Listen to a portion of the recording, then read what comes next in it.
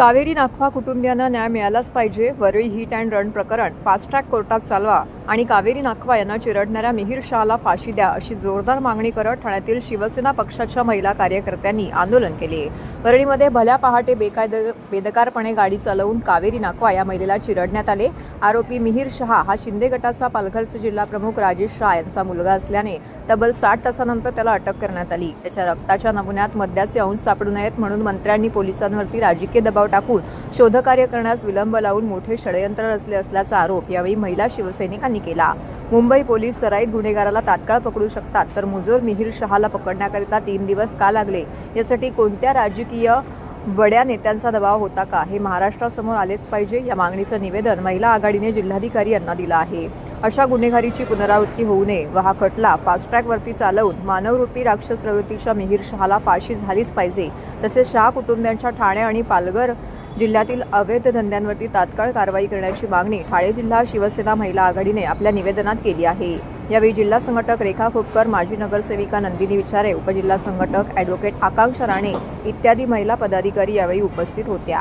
हीच मागणी आहे. शिवसेना उद्धव बाळासाहेब ठाकरे महिला आघाडीच्या तर्फे, ठाणे जिल्हा महिला आघाडीच्या तर्फे आम्ही हेच मागणी करण्यासाठी आलो आहोत की आता सध्या महिलांचा महाराष्ट्रामध्ये महिला आहेत, तरुणी आहेत, यांचा प्रश्न, महिलांचा सुरक्षिततेचा प्रश्न फार ऐरणीवर आलेला आहे.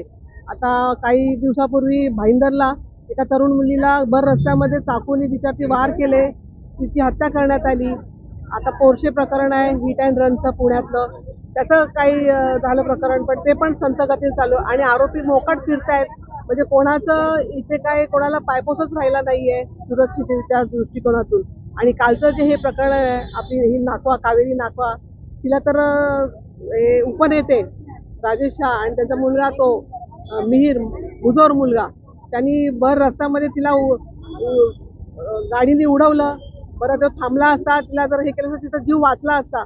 पण अशा या धनिक मुलांना, असे मुजोर मुलांना हे सत्ताधाऱ्यांचं हे त्यांचं पाठराखण केली जाते. त्याच्यामुळे ह्यांचा जोर अजून वाढतो आणि अशामुळेच ही मुलं अशी पुढे जातात की यांच्या सगळ्या आरोपांवरती पांघरून घातलं जातं. तर इथे कुठेतरी चाप बसला पाहिजे. या लोकांना फाशीची शिक्षा व्हायला पाहिजे. असं एखादा फाशीची शिक्षा झाली तर पुढच्या येणाऱ्या भविष्यामध्ये ह्या सगळ्या घटनांवरती चाप बसेल. अन्यथा काही चाप बसणार नाही. हे असंच स्लो ट्रॅकवर चालत राहील. थोड्या दिवसांनी हे आरोपी मोकाट फिरतील आणि हे असंच चक्र, दुष्टचक्र चालूच राहील. त्यांना कुठेतरी चाप बसण्यासाठी ज्या फास्ट ट्रॅकनी मुख्यमंत्री, ज्याचं सत्ता आहे, त्यांनी त्याच्यावरती पाठपुरावा करायला पाहिजे. अशा लोकांना कठोर शासन कसं होईल याच्याकडे लक्ष द्यायला पाहिजे. आता ही 3 दिवसापूर्वी मुंबईमध्ये घटना घडलेली आहे.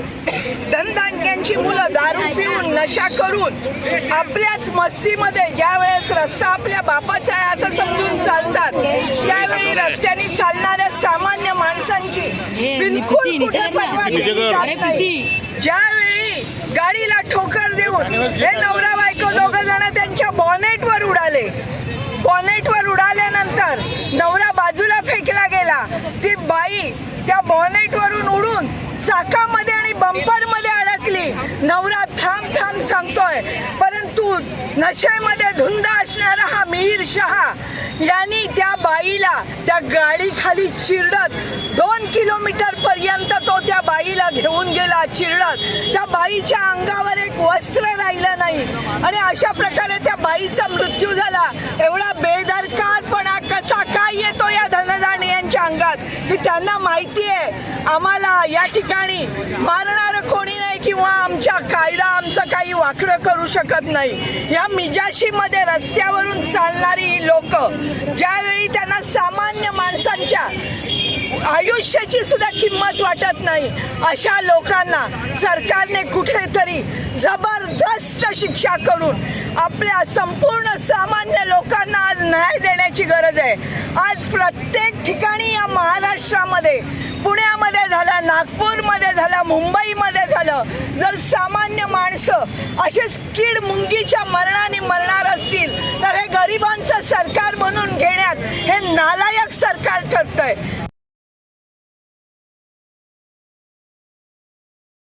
सर्व नागरिकांना आवाहन करण्यात येत आहे की सध्या डासांमार्फत पसरणाऱ्या डेंग्यू या आजाराचा प्रसार रोखण्यासाठी प्रत्येकाने पुढील प्रमाणे कार्यवाही करावी.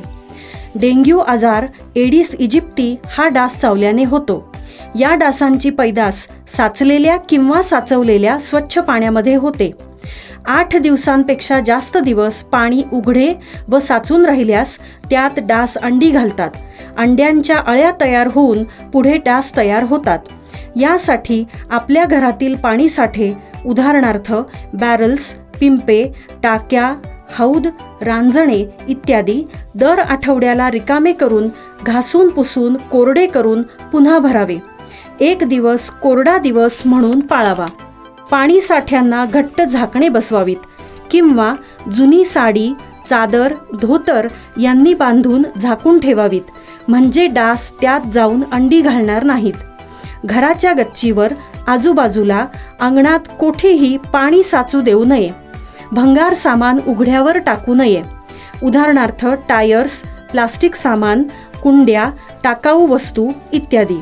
अशा सामानात पावसाचे पाणी साठून त्यात डेंग्यूच्या डासांची पैदास होते. घरातील कूलर्स, फ्रीजच्या पाठीमागील ट्रे हे देखील वेळोवेळी कोरडे करावेत. लक्षात ठेवा, नुसत्या फवारणीने डास घनता कमी होत नाही, तर त्यासाठी डास पैदास ठिकाणे नष्ट करणे ही आपल्या सर्वांची जबाबदारी आहे. कोणताही ताप अंगावर न काढता जवळच्या शासकीय रुग्णालयात मोफत औषधोपचार घ्या. अशा प्रकारे नागरिकांनी सहकार्य केल्यास डेंग्यूचा प्रसार रोखणे सहज शक्य आहे.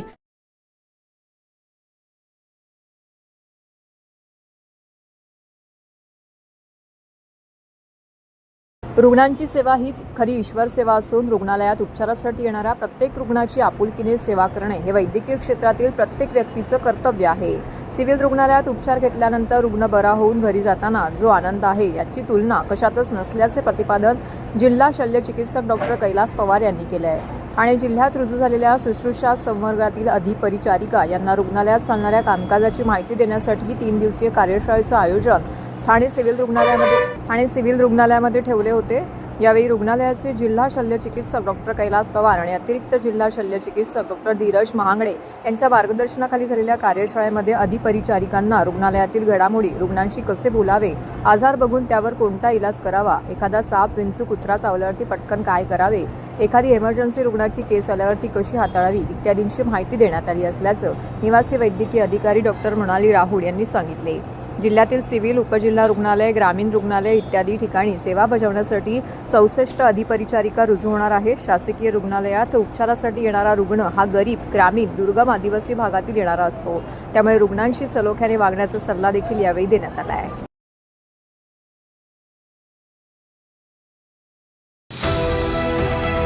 TJSB सौर शक्ती कर्ज, गो ग्रीन, करा वीज बिलावर बचत. आकर्षक व्याजदर, 84 महिने परतफेड कालावधी, 80% लोन, व्यावसायिक आणि उद्योजकांकरता सुद्धा. अधिक माहितीसाठी तुमच्या जवळच्या शाखेला भेट द्या किंवा संपर्क साधा. 1800-223-466 आणि 1800-266-3466.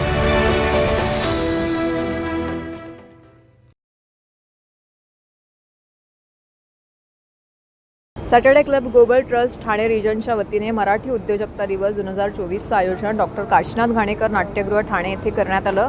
कार्यक्रमाचं उद्घाटन सॅटर्डे क्लबचे व्यवस्थापकीय संचालक अशोक दुगाडे, सेक्रेटरी जनरल सुहास फडणवीस, विश्वस्त रवींद्र प्रभू देसाई, अजित मराठे यांच्या उपस्थितीत संपन्न झालं. या निमित्ताने आयोजित करण्यात आलेल्या उद्योजकीय परिसंवादामध्ये रवींद्र प्रभू देसाई, मॅम एव्हिनेशनचे मंदार भारदे, स्टोरी मॅक्सचे अशोक चव्हाण या उद्योजकीय परिसंवादामध्ये सहभागी झाले होते. गेल्या अनेक वर्षांमध्ये व्यवसाय करत असताना आलेल्या अडीअडचणी, त्यावर केलेली मात आणि त्यानंतर आलेल्या यश या संदर्भात उपस्थित तरुण उद्योजकांना या 3ही उद्योजकांनी मार्गदर्शन केलं. यावेळेस भिडेकट्टा या कार्यक्रमाचं आयोजन करण्यात आलं होतं. आधार जेनरिक्सचे संस्थापक अर्जुन देशपांडे यांची मुलाखत या निमित्ताने सॅटर्डे क्लबच्या उद्योजकांनी व सेक्रेटरी जनरल सुहास फडणवीस यांनी घेतली. वयाच्या 16व्या वर्षी आधार जेनरिक्स हा व्यवसाय सुरू करून केवळ 6 वर्षात देशभरामध्ये 3000 फ्रँचायझी नेटवर्क उभं करणाऱ्या अर्जुन देशपांडे यांनी त्यांच्या अनुभवाची शिदोरी यावेळेस मराठी उद्योजकांसमोर खुली केली. सॅटर्डे क्लबच्या रौप्य महोत्सवी वर्षाच्या बोधचिन्हाचं अनावरण तसेच रौप्य महोत्सवी वर्षानिमित्त तयार करण्यात आलेल्या थीम सॉंगचं उद्घाटन येथे करण्यात आलं.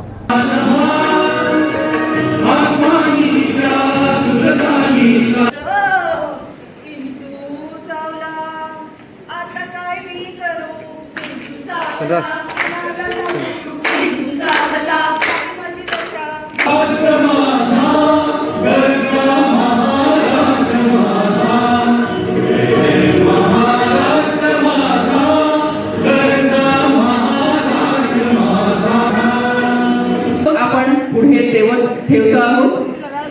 महिलांचाही खूप मोठा वाटा आहे.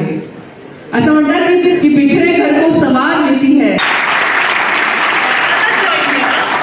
कार्यक्रमाची मंगलमय सुरुवात होतीये. टाळ्यांच्या गजरात आपण या दीप प्रज्वलन सोहळ्यामध्ये सामील होऊया. दीप ज्योती परब्रह्म, दीप ज्योतिर्जनार्दनः, दीपो हरतु मे पापम, दीप ज्योतिः नमोस्तुते.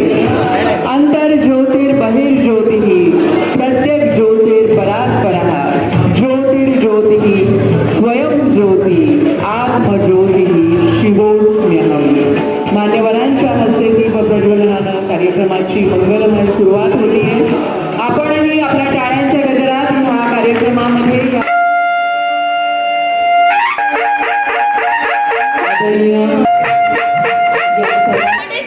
घडवले आहे 4000 उद्योजक. आम्ही देतो मेंटॉरिंग, सेल्फ ट्रेनिंग आणि त्यांना त्यांच्या उद्योगात, व्यवसाय आणि व्यापार उद्यमात सर्वतोपरी सहाय्य करेल. मी शक्यतो महाराष्ट्रीयन विकास सहाय्य करू, अवघे होऊ श्रीमंत. विनंती करते की आपल्या उपस्थितीमध्ये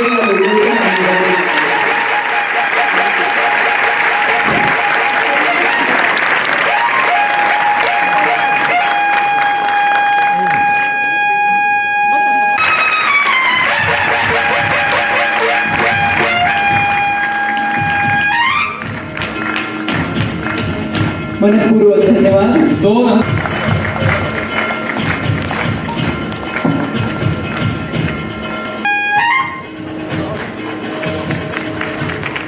झमीरा जाने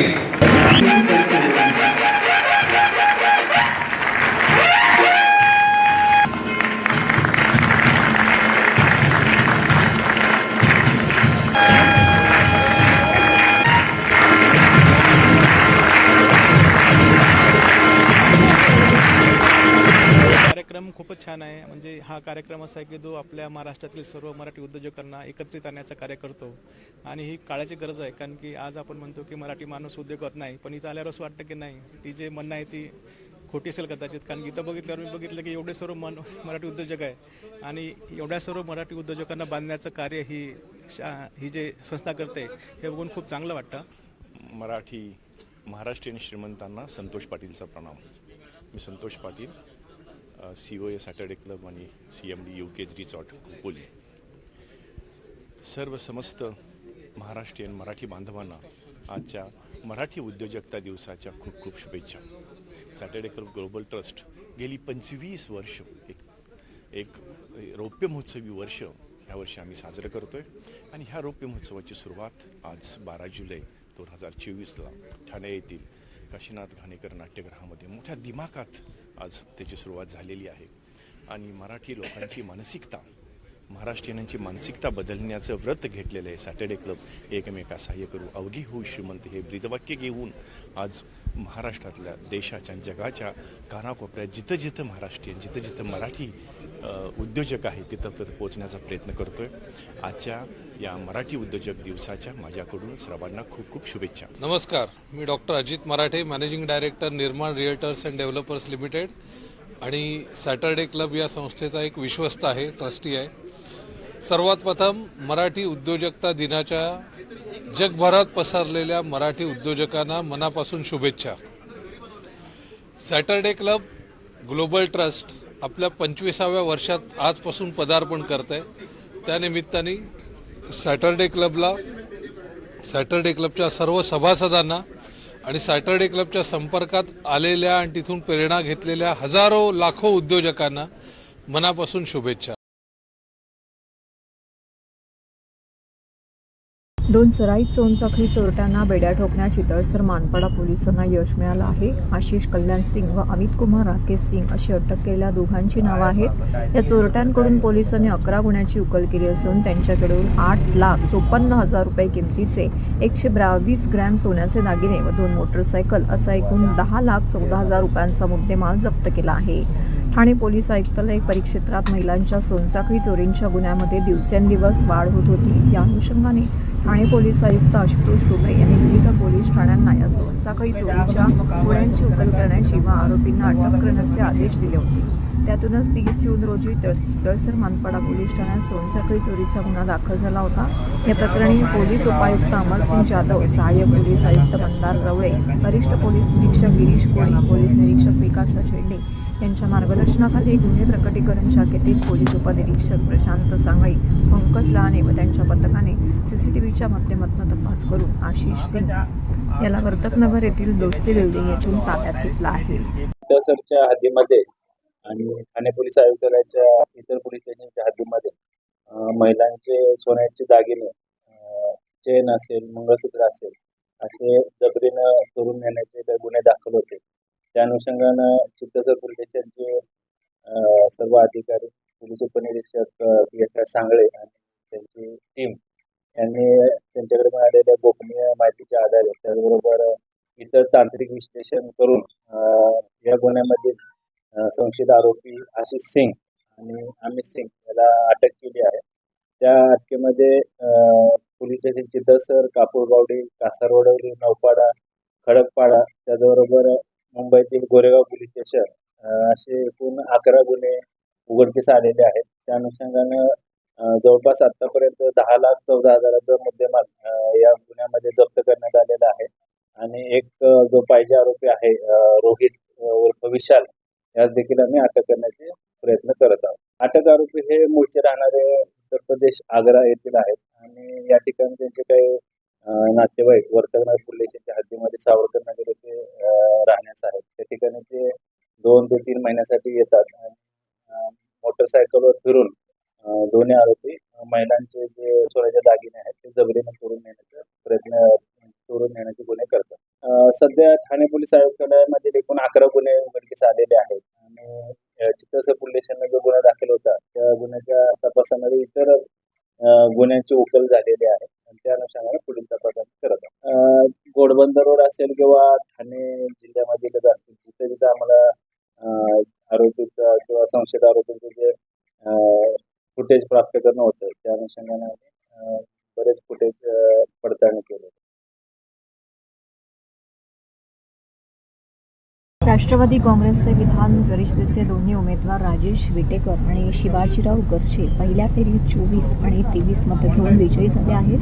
राष्ट्रवादी काँग्रेसचे राष्ट्रीय अध्यक्ष व महाराष्ट्र राज्याचे उपमुख्यमंत्री अजित पवार, कार्याध्यक्ष प्रफुल्लभाई पटेल, प्रांताध्यक्ष खासदार सुनील तटकरे या तिन्ही नेत्यांच्या नियोजनामुळे आणि आमदारांनी जी एकजुटता दाखवली त्यामुळे राष्ट्रवादी काँग्रेसचे दोन्ही उमेदवार पहिल्या फेरीत विजयी झाले आहेत आणि आमदार जितेंद्र आव्हाड व रोहित पवार यांचा बाष्पळ ढोल फुटला आहे. सातत्याने राष्ट्रवादी काँग्रेसचे आमदार फुटणार म्हणून त्यांना हॉटेलमध्ये ठेवलं आहे अशा प्रकारचे आरोप हे दोन्ही नेते करत होते. सातत्याने राष्ट्रवादी काँग्रेसचे आमदार फुटणार म्हणून त्यांना हॉटेलमध्ये ठेवलं आहे अशा प्रकारचे आरोप हे दोन्ही नेते करत होते. पण राष्ट्रवादी काँग्रेसला अपेक्षित कोट्यापेक्षा जास्त मते अजितदादा पवार यांच्या नेतृत्वावरती विश्वास ठेवून राष्ट्रवादीच्याच नव्हे तर इतरही आमदारांनी दिल्याने राष्ट्रवादी काँग्रेसचे दोन्ही उमेदवार पहिल्या फेरीत विजयी झाले आहेत अशी प्रतिक्रिया प्रदेश प्रवक्ते व ठाणे पालघर समन्वयक, ठाणे जिल्हा अध्यक्ष आनंद परांजपे यांनी दिली आहे.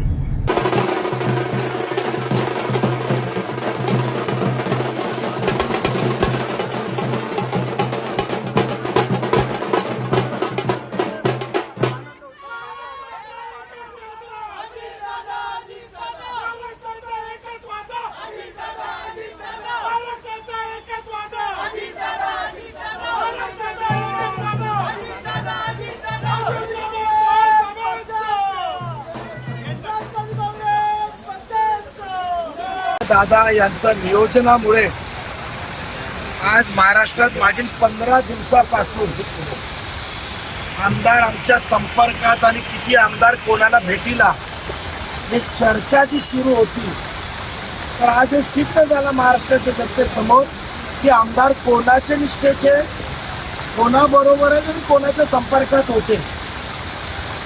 ज्यांच्याकडे आमदारच शिल्लक राहिलेले नाही आणि जे शिल्लक हॉटेलमध्ये राहायला यायला तयार नाही तर इतर लोक आमदार फुटणार म्हणून राहायला गेले. ही जी चर्चा करत होते आज या निवडणुकीच्या निकालाला पहिल्या पसंतीची मतं 24 आणि 23 घेतल्यानंतर ते सिद्ध होतं आमदार कोणाच्या बाजूने. तर जे लोक मोठ्या मोठ्या गप्पा मारत होते पवारांनी आवाज, तर कधी बघावं तर त्यांचे डायल कॉल होते का रिसिव्ड कॉल होते, तर त्यांनी ते तपासावं. डायल करायचे कॉल आणि नंतर पत्रकारांसमोर येऊन त्याचा कधी संपर्कात होतो.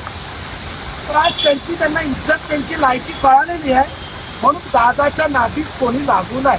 राष्ट्रवादी काँग्रेस पक्षाचे विधान परिषदेसाठी उभे असलेले आमचे दोन्ही उमेदवार श्री राजेश विटेकर आणि शिवाजीराव गर्जे हे पहिल्या पसंतीची मतं घेऊन 24 आणि 23 मतं घेऊन विजयी झालेले आहेत. राष्ट्रवादी काँग्रेस पक्षाचे राष्ट्रीय अध्यक्ष आमचे नेते, राज्याचे उपमुख्यमंत्री माननीय अजितदादा पवार, कार्याध्यक्ष माननीय प्रफुल्लजी पटेल आणि प्रांताध्यक्ष खासदार सुनीलजी तटकरे साहेब, या तिन्ही नेत्यांच्या नियोजनामुळे आणि आमदारांनी जी एकजूट दाखवली, यामुळे राष्ट्रवादी काँग्रेस पक्षाचे दोन्ही उमेदवार पहिल्या फेरीमध्ये विजयी झाले आणि 2 लोकांचे ढोल फुटलेले आहेत. एक डॉक्टर जितेंद्र आव्हाड आणि रोहित पवार. ढोल फुटला रे, ढोल फुटला, दोघांचाही ढोल फुटला. सातत्याने राष्ट्रवादीचे आमदार फुटणार म्हणून हॉटेलमध्ये ठेवलं, अशा प्रकारचे आरोप हे दोन्ही नेते करत होते. पण राष्ट्रवादीला अपेक्षित कोट्यापेक्षा जास्त मतं ही माननीय अजितदादा पवार यांच्या नेतृत्वावर विश्वास ठेवून केवळ राष्ट्रवादीच्या आमदारांनी नाही तर अधिक आमदारांनी मतं दिली आणि म्हणून दोन्ही उमेदवार आमचे विजयी झालेले.